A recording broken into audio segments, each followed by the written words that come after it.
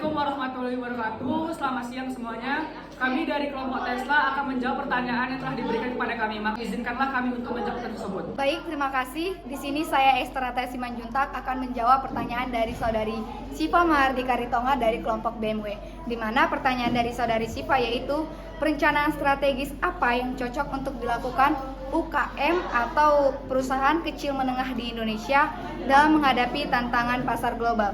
Nah, setelah penelusuran dari kelompok kami, menurut kelompok kami, perencanaan strategis yang tepat dan cocok dilaksanakan atau dilakukan oleh UKM atau perusahaan kecil menengah di Indonesia adalah dalam menghadapi tantangan pasar global adalah investasi untuk tumbuh atau invest to grow, di mana perencanaan ini merupakan sebuah strategi pasar yang ofensif untuk menginvestasikan sumber daya pemasaran untuk pengembangan pasar atau posisi produk di dalam pasar.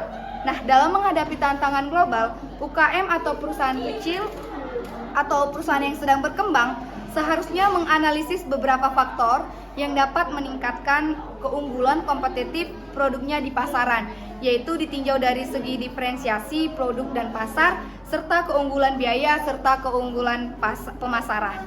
Nah, beberapa faktor yang dapat membentuk keunggulan kompetitif dari suatu bisnis antara lain, yang pertama yaitu keunggulan diferensiasi atau perbedaan pasar yang meliputi peningkatan kualitas produk, pelayanan, dan juga brand image.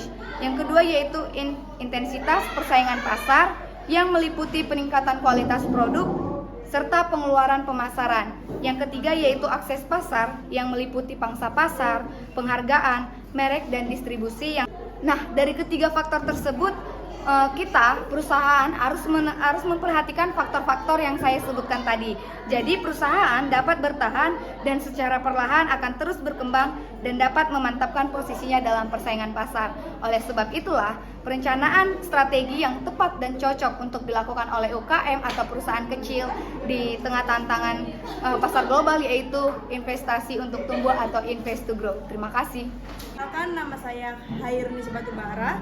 Di sini saya akan menjawab pertanyaan dari saudari Dwi Pama Ardila yang berasal dari kelompok Ferrari. Yang dimana pertanyaannya yaitu tahun lalu ada berita yang sempat heboh yaitu aksi Cristiano Ronaldo yang menyingkirkan botol Coca-Cola, dan aksi itu membuat perusahaan Coca-Cola mengalami kerugian sebesar 4 miliar dolar. Nah, lantas apa yang dilakukan perusahaan Coca-Cola dan strategi apa yang dipakai Coca-Cola untuk menutup kerugian tersebut? Nah, di sini saya akan menjawab pertanyaan tersebut. Di sini memang secara saham Coca-Cola dirugikan atas aksi Ronaldo tersebut. Namun, dengan viralnya aksi Ronaldo ini, sebenarnya Coca-Cola diuntungkan dalam strategi pemasarannya. Nah, karena kejadian itu, semakin banyak orang membicarakan Coca-Cola. Pihak Coca-Cola pun tidak perlu mengeluarkan biaya untuk mempromosikan brand mereka, tetapi mereka terus dapat meningkatkan topik pembicaraannya, di mana apalagi isunya meningkat oleh pesepak bola terkenal di dunia, yaitu siapa yang tidak kenal dengan Cristiano Ronaldo. Nah, yang dimana pesepak bola ini harganya mahal dan endorse-nya juga mahal untuk mempromosikan suatu brand. Nah, semakin banyaknya customer yang membahas tentang suatu produk tersebut, yaitu Coca-Cola, nah semakin meningkat juga popularitas produk tersebut. Jadi intinya, walaupun secara saham Coca-Cola menurun, namun popularitasnya menaik. Tidak semua bet yang dilakukan oleh Cristiano Ronaldo itu mendapat dampak buruk untuk brand Coca-Cola, tetapi arus publisitas suatu brandnya juga mendapatkan citra yang kuat dan meningkat. Dalam kasus ini Coca-Cola mendapat perhatian dari masyarakat luar. Apakah penjualan Coca-Cola akan turun? Kemungkinan tidak, karena saat ini konsumen memiliki komitmen yang tinggi terhadap suatu brand. Konsumen akan cenderung bersikap dispensif, yang dimana dia percaya tidak ada pemberitaan negatif dari suatu brand perusahaan tersebut dan tetap berpihak kepada perusahaan. Mungkin sekian yang dapat saya sampaikan. Terima kasih. Baiklah, saya Ananda Pratama akan menjawab pertanyaan dari kelompok Wuling yaitu Fitri Dea Natalia. Pertanyaannya adalah, seberapa pentingnya strategi unit bisnis dalam tingkat korporat bagi perusahaan?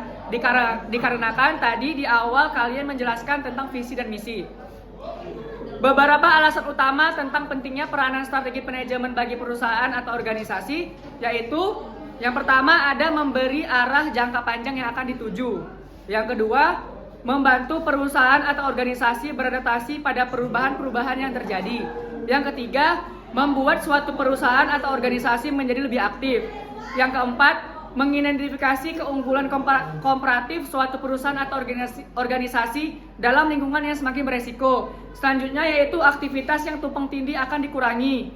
Selanjutnya, keengganan untuk berubah dari karyawan lama dapat dikurangi. Kemudian, keterlibatan karyawan dalam perubahan strategi akan lebih memotivasi mereka pada tahap pelaksanaannya. Kemudian, kegiatan pembuatan strategi akan mempertinggi kemampuan perusahaan atau organisasi tersebut untuk mencegah munculnya masalah di masa mendatang. Nah, dengan manajemen strategi ini diharapkan strategi benar-benar dapat dikelola sehingga dapat diimplementasikan untuk mewarnai dan mengintegrasikan semua keputusan dan tindakan dalam organisasi tersebut. Sekian dari saya, terima kasih. Baik, perkenalkan saya Anissa Fadila Rahma. Di sini saya akan menjawab pertanyaan dari saudara Basit Rahmat. Pertanyaannya adalah dari studi kasus apabila kita telah melakukan analisis SWOT, namun analisis SWOT ini tidak berhasil dan gagal. Nah, langkah apa yang harus kita lakukan? Menurut kami, dari jawaban kelompok kami, apabila kita melakukan analisis SWOT, maka pastinya kita sudah mengetahui atau sudah melakukan analisis lingkungan eksternal dan juga internal. Kita sudah mengetahui analisis peluang dan juga ancaman serta kekuatan dan kelemahan yang dimiliki perusahaan kita. Jadi apabila analisis SWOT itu tidak berhasil atau gagal, maka tentunya pasti ada kesalahan di dalam analisis kita.